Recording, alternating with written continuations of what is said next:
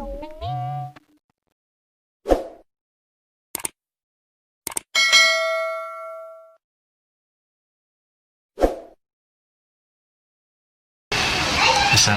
warahmatullahi wabarakatuh.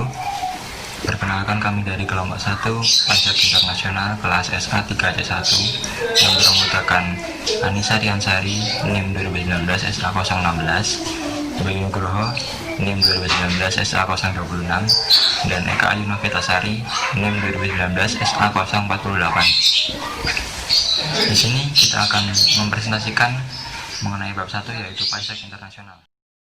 Yang pertama, latar belakang pajak internasional. Perdagangan internasional adalah salah satu faktor pembangun ekonomi suatu negara melalui peningkatan GDP atau Gross Domestic Product. Setiap negara memiliki kedaulatan dalam memajaki baik atas penduduk maupun bukan penduduknya, sehingga prinsip ini mempengaruhi dalam perlakuan perpajakan subjek atau objek pajak luar negeri. Berikut ada beberapa asas pemajakan yang dikemukakan oleh Profesor Rahmat Sumintro. Yang pertama ada asas domisili, yang kedua ada asas sumber, yang ketiga ada asas kewarganegaraan, yang keempat ada asas campuran, yang kelima ada asas teritorial. Yang pertama adalah asas domisili. Asas domisili adalah subjek pajak dikenakan pajak di negara tempat subjek pajak tersebut berdomisili. Pemungutan pajak di mana negara domisili wajib pajak berwenang untuk memungut pajak atas segala penghasilan atau kekayaan wajib pajak yang berdomisili di negara itu, dengan tidak memandang di mana penghasilan tersebut diperoleh atau atas kekayaan itu berada. Dan asas ini juga disebut sebagai worldwide income.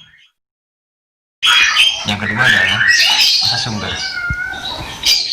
Asas sumber adalah asas pemungutan pajak yang memberikan hak pada negara tempat di mana sumber berada, yaitu pabrik, kantor, tempat usaha, dan sebagainya, untuk dipungut pajak atas penghasilan yang keluar dari sumber tersebut. Dan kepada pemilik sumber tersebut tidak pandang di mana ia bertempat tinggal.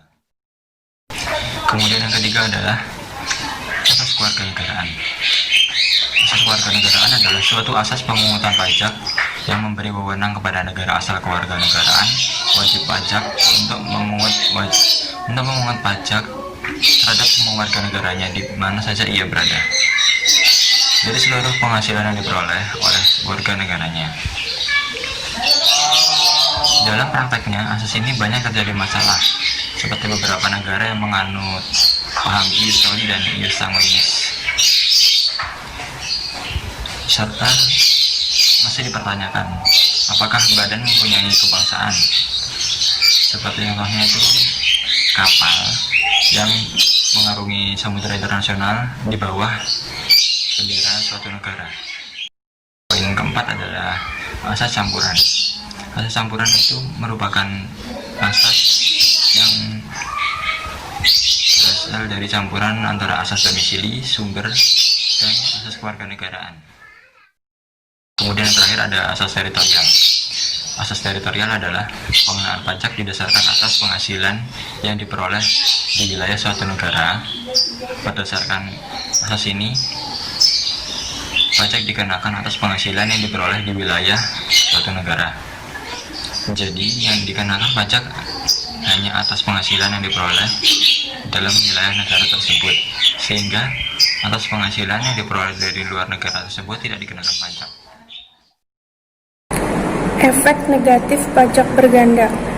Pengenaan pajak berganda sebenarnya dapat menghambat kegiatan ekonomi antar negara, sehingga setiap negara berusaha untuk mengurangi pajak bergandanya, baik secara unilateral dan bilateral. Dalam unilateral, suatu negara dapat mengadopsi metode penghindaran pajak berganda internasional dalam undang-undang domestik negara tersebut. Secara bilateral, negara bisa mendapat persetujuan dengan negara lain mengenai penghindaran pajak berganda dengan membagi atau membatasi hak pemajakan suatu negara atas suatu penghasilan. Selanjutnya, perusahaan multinasional dan pengaruhnya. Perusahaan multinasional umumnya memiliki dana yang besar dan jangkauan yang luas, sehingga harus bersaing dengan perusahaan lain. Sehingga negara mereka berlomba-lomba untuk menawarkan fasilitas yang menarik atau tax haven. Kondisi ini memunculkan pilihan rezim pemajakan yang pada akhirnya tax haven country tadi menjadi pemicu awal dari munculnya praktik tidak sehat di dunia perpajakan. Dua faktor yang mempengaruhi ketentuan pajak internasional suatu negara, di antaranya yang pertama, personal connecting factor, yaitu faktor penghubung yang mengaitkan hak pajak suatu negara berdasarkan status subjek pajak negara tersebut. Untuk subjek pajak orang pribadi, ketentuannya berdasarkan kriteria tempat tinggal atau keberadaan. Yang kedua, objective connecting factor, yaitu mengaitkan hak pajak suatu negara berdasarkan keberadaan aktivitas ekonomi atau objek pajak berhubung dengan daerah teritorial suatu negara. Pemberlakuannya diatur dalam hukum pajak internasional. Hukum perpajakan internasional. Berdasarkan kesepakatan negara-negara di Eropa Barat atau negara Anglo-Saxon, istilah hukum pajak internasional sendiri dibagi menjadi: yang pertama, hukum pajak nasional yang mengatur hukum pajak luar negeri atau National External Tax Law. National External Tax Law adalah hukum pajak yang memuat ketentuan mengenai pengenaan pajak yang mempunyai ketentuan hukum sampai di luar batas negara karena terdapat unsur-unsur asing, baik mengenai sumber pajak yang ada di luar negeri maupun subjek pajak yang ada di luar negeri. Yang kedua, hukum pajak luar negeri atau Foreign Tax Law. Keseluruhan perundang-undangan dan peraturan pajak dari negara yang ada di seluruh dunia. Yang ketiga, hukum pajak internasional atau International Tax Law.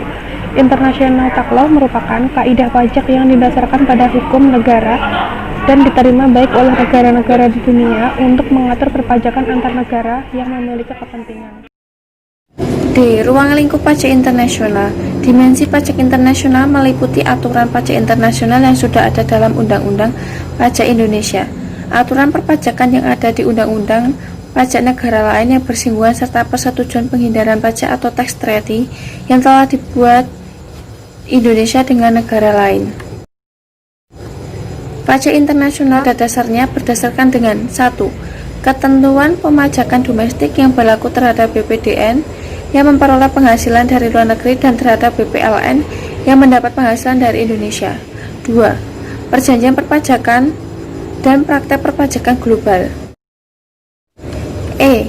Dasar hukum pajak internasional di Indonesia. Pajak internasional yang berdasarkan di Indonesia diatur sepenuhnya dalam beberapa peraturan perpajakan nasional, di antaranya 1. Peraturan perpajakan nasional yang mengatur perjanjian penghindaran pajak berganda, pasal 32A Undang-Undang PPH, mengenai pemerintah berwenang untuk melakukan perjanjian dengan pemerintah negara lain dalam rangka penghindaran pajak berganda dan pencegahan pengelakan pajak.